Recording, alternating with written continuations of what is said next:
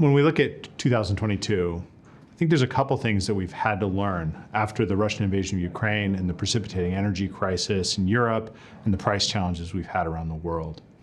The first new challenge that we're all going to have to deal with is a fracturing global order. We're learning that the conditions in markets and in politics that we've all come to expect can change really, really quickly.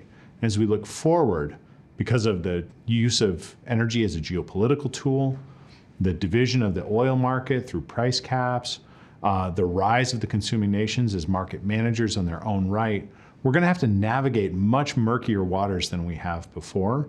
And it's going to be a challenge to maintain everything we want out of the energy system: decarbonization, energy security, and increasing energy access in what is perhaps going to be a less globalized world. Difficulty for the coming winter and beyond is, say, the potential zero-sum game conflict to secure the energies. In Europe, many people start to believe that they will survive this winter, but after the winter is over, without any shortage, probably that the market situation beyond 2023, 2024 continue to be very volatile and unpredictable. And there's a circumstance if things become more serious and have some kind of zero-sum game conflict to secure energy supply, this may lead up to the similar situation with the 1970 crisis. I think that we should avoid that kind of situation, but I think there is a possibility. And what we're seeing now in the marketplace, not only here in the United States, but around the world, it's an issue of scarcity. We don't have enough energy to go around to meet the needs of growing populations and growing economies, which is resulting in higher prices across the world itself. So I mean, it's a basic economic lesson that we need to take away from this crisis that's been created primarily by a Russian invasion of Ukraine that's been exacerbating the energy situation around the world. But it's a very fundamental lesson that we have to take away. The answer, however, is almost equally simple in that if we increase supply of energy across the world, we should see prices moderate. So as we think about this both on the industry side, from a business standpoint, as well as from a public policy side, we should focus on that. What does it take to increase energy supply around the world? The current higher energy prices has a double effect.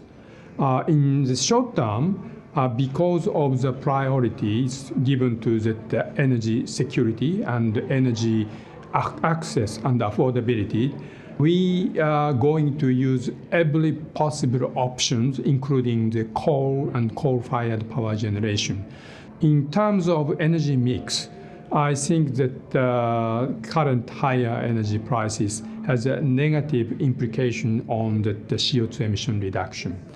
But in the medium and longer term, every countries are keen to change or upgrade the energy system, reducing the reliance on fossil fuels by introducing the more renewables and the nuclear power and hydrogen and electrification, which means that enhancing energy security is CO2 emission reduction. So I think that there are two ways of looking at the current situation.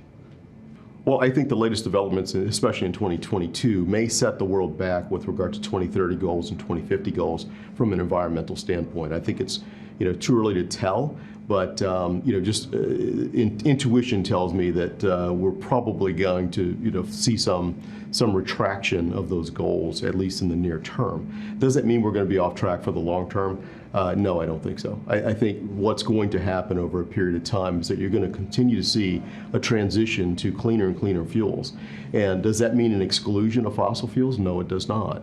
We're going to start to see technology developments in that area, as we have seen over the course of the last 1, 2, 3 decades, that are going to allow those fuels to be used in a much more efficient, much more clean fashion than they have been in the past. And all of that contributes to the environmental goals. The recent announcement of the new energy policy by government, including EU, United States, and Japan, all are seen as a serious effort to reduce CO2 emission while enhancing energy security, which is very important.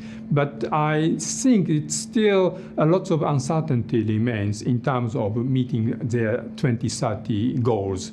Of course, every government is making a maximum effort, but of course, much depends on our economy, depends on prices, and the social, say, responses. So things are still uncertain. It's also important for us to remember, though, that these can't be exclusively policy-driven decisions. If they are, then they create uncertainty in the marketplace that will cause at least some companies and at least some industries to withhold investment, because the policy world can change very rapidly. So it's very important that we not have this be a one-sided conversation where it's just governments driving public policy to affect some outcome, some political outcome. What we're seeing in the United States is a real focus on investment in clean energy technology. That helps reduce emissions by replacing the energy systems that we were using before. It's not a downward pressure regulatory environment, but it's an investment-based environment. That offers a couple things that government leaders are really excited about. On the one hand, it can possibly reduce energy prices by making them fall on the taxpayer as opposed to on the consumer. It's also meant to create a new level of investment and new constituencies for decarbonization. The level of investment that the United States is dedicating to low carbon technology is truly historic. The real question that we now face is it enough to reduce emissions in line with our targets? There, the best modeling shows that emissions will fall in the United States under the IRA against our benchmark by about 40% by 2030. President Biden's goal is 50%. So it gets us within spitting distance, but it doesn't get us all the way there, at least as we presently understand it.